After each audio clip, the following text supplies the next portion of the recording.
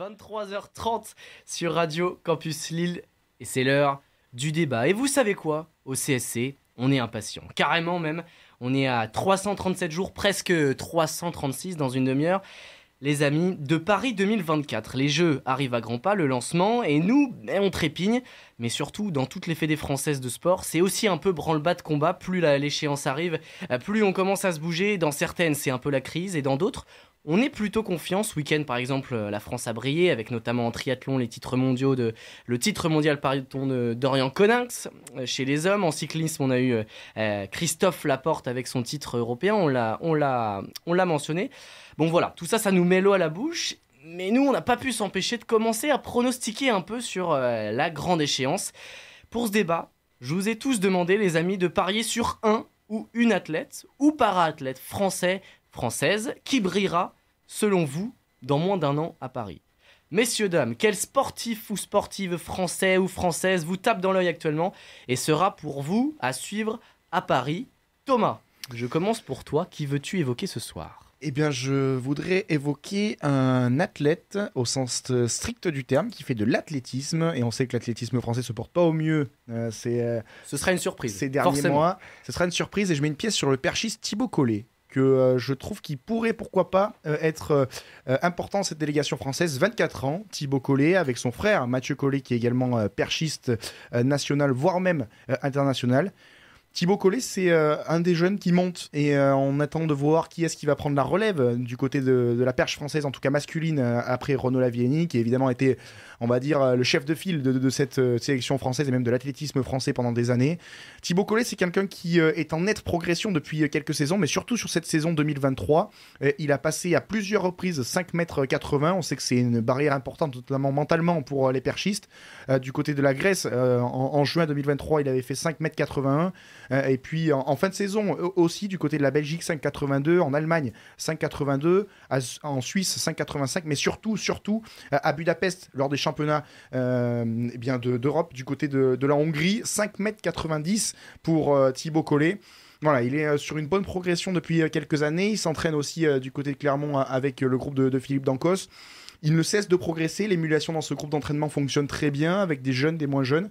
Donc voilà, je mettrai une pièce sur Thibaut Collet pour aller au moins faire une finale à Paris et pourquoi pas, on sait jamais, faire mieux. On avait vu Thiago Braz aussi lors d'une finale olympique il y a quelques temps. Voilà, je mets une petite pièce sur Thibaut. Et puis il a procuré du bonheur, Thibaut Collet, lors des derniers mondiaux avec sa 5e place, dans des mondiaux un peu tristes, on le sait très bien avec cette équipe de France. Voilà, il a emporté quelque chose, on ne l'attendait pas à ce niveau-là. Ah non, c'est clair, belle surprise, et il en avait besoin. Après, prendre le passage de témoin après Renaud Lavillenie, là, il nous manquait un peu cette figure pour porter un peu la perche française, et si ça peut se confirmer aux Jeux Olympiques, tant mieux. Ouais. D'autres surprises peut-être rapidement, Louis qui était occupé avec sa régie. Ça va, Louis? Ouais, ça va tranquille. Tout va bien? Ouais, moi je vais... Ouais, j'en prie. Non, si on reste sur l'athlétisme, on viendra à ta surprise après. Une petite surprise peut-être en athlé. Je te prends au dépourvu comme ça, mais... Alors en athlé, là, comme ça, non. Je pense que je vais vous laisser la parole sur l'athlé. Je suis pas assez calé pour parler, là. J'avais préparé une petite en athlé. À 20 ans, le franco-australo-zimbabwéen Sacha Zoya. Il est considéré comme l'un des plus prodiges de l'athlétisme français. Champion d'Europe et du monde junior en 2021 sur 110 mètres haies. Il a établi un nouveau record du monde junior dans cette discipline en 12,72 secondes, si je ne me trompe pas. Le mois dernier, il est devenu champion de France élite en réalisant la 6e meilleure performance de l'année. Et s'il a tout raflé avec les jeunes, il doit maintenant trouver sa place chez les seniors. Il était très attendu au mondiaux d'Eugène aux États-Unis. Il n'a finalement pas réussi à se qualifier pour la finale du 110 mètres haies, mais il l'a redit, son objectif, ce sont les Jeux. Donc quand il voit ce qui va se passer à Paris, on a vraiment envie d'être prêt. C'est ce qu'il a cité. Donc voilà, moi je mettrai une petite pièce sur lui aussi pour les JO. Ouais, Sacha qui a fait finale au dernier mondiaux à Budapest. Plutôt heureux. A priori, l'équipe de France était contente de sa performance et c'est logique. 5e ou 6e de la finale, j'ai un petit doute. Je sais plus, mais en tout cas, ça peut être, comme je disais pour Thibaut Collet, ça peut être un des jeunes qui peut faire monter cette équipe de France et représenter cette équipe de France à l'international. On sait que Sacha Zoya, il a une aura et aussi son caractère et le fait qu'il soit très joyeux, qu'il partage tout, on peut le voir notamment sur ses réseaux sociaux, ça fait qu'on a envie de le suivre en tout cas.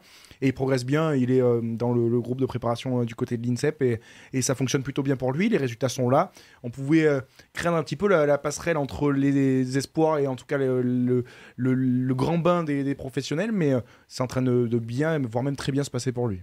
Puis c'est le genre d'athlète, de sportif qui peut justement profiter de cette émulation un peu de Paris, de la France, des Jeux Olympiques à la maison pour essayer de passer ce cap justement de belle promesse à ça y est, en fait je suis un acteur du sport français et je suis une des vitrines un peu de ce sport. Moi j'ai juste un tout petit souci pour Sacha Zoya, j'espère qu'il a compris que la finale se jouera pas sur le toit du Stade de France à Paris parce que sinon voilà, ça sera problématique. T'as pas vu la campagne avec Red Bull ? Ah non, on ne cite pas de marque. Oui, c'est vrai, avec Red Bubble. Non. Sur le toit du Stade de France ? Je n'ai pas vu ça. C'est vrai ? Je suis passé à côté. C'était expliqué à nos auditeurs. C'était avant le mondial, oui, peut-être, c'est vrai. Il y en a qui. Il avait fait rapidement une campagne avec Red Bubble. Tu t'en sors bien, Thomas Palmier. Avec Red Bubble sur le toit du Stade de France. Voilà, c'était un petit peu exactement de market, mais voilà. Bon, la blague n'a pas marché, c'est pas grave. On va rebondir. Louis, je reviens vers toi. Pas avec de l'athlétisme, promis, ni avec de la régie. Ping-pong, toi, c'est ça ? C'est ça. Tennis de table. Tennis de table, oui. Je t'en prie. Alors, figure-toi que j'ai rencontré c'est vrai. J'ai rencontré son papa. Alors, j'ai assisté à une conférence, je vais pas faire le mec. Il disait ping-pong toute la conférence. Et le papa de qui ? Donc maintenant, je dis ping-pong des frères. Le papa des frères Lebrun. Voilà. Les frères Lebrun en tennis de table ou en ping. C'est plus marrant de dire ping. Ouais. Pour un sport qui me tient à cœur, une petite dédicace à l'amicale laïque de Berlaymont. C'est pas Skyrock ici, Sky dédicace. Moi j'espère qu'ils font juste l'auditoire, c'est tout. Ouais, c'est ça. Du coup, les deux frères de Fauve le M, Félix et Alexis Lebrun, respectivement 15e et 18e, respectivement. Alors là, on a une entrée dans le studio. Oh, Félix. Il est là. Pardon, excusez-moi pour les auditeurs, excuse-moi Louis. Hugo qui vient me fouetter les oreilles s'il a écouté le début d'émission. Vas-y Louis, pardon. Du coup, je disais Félix 15e mondial, Alexis 18e mondial, respectivement 17 ans et 20 ans. Deux frères qui font tout en famille avec leur entraîneur, leur père qui gère la com, un entraîneur proche de la famille. Des vrais gars authentiques. Je vous conseille d'ailleurs le petit documentaire de Sport en France sur YouTube. Ils les ont suivis les deux et ils ont fini en finale. C'est Alexis qui avait gagné la finale 4-7 à 1.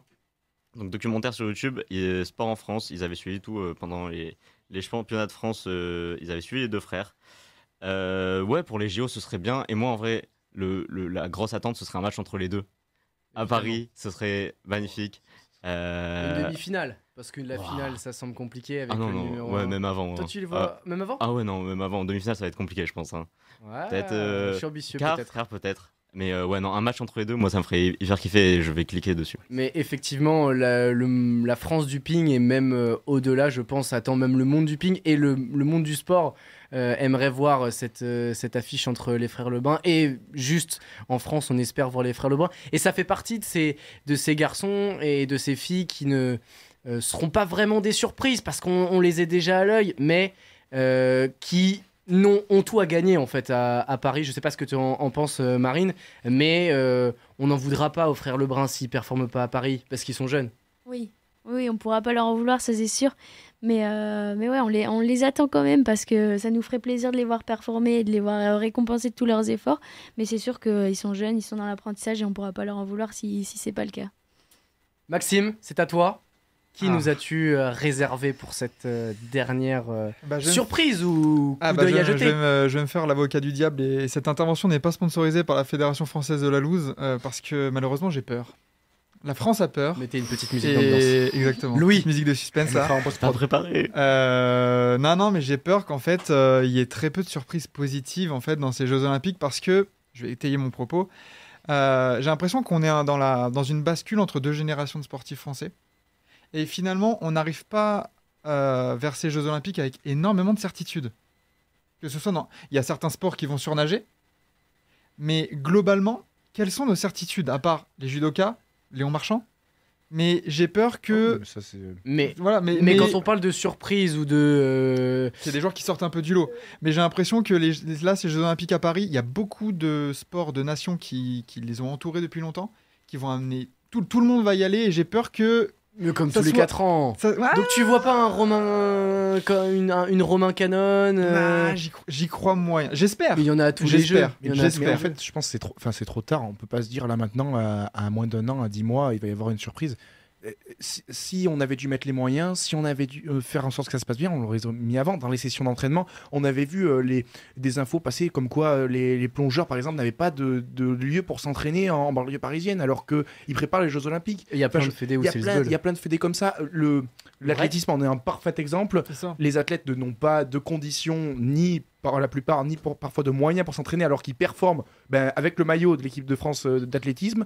Il y a tellement d'exemples qui montrent que c'est compliqué de s'entraîner et si on n'est pas dans les bonnes conditions, on ne peut pas faire de magie lors de l'épreuve. Hein, donc moi, c'est compliqué. Ce qui m'effraie, c'est qu'il y a plusieurs fédérations. Il y a l'escrime, il y a le breakdance, où là, en termes de gouvernance, il y a des histoires d'ego, des histoires de magouilles, et où c'est en train de changer, etc. Et on perd tous les équilibres.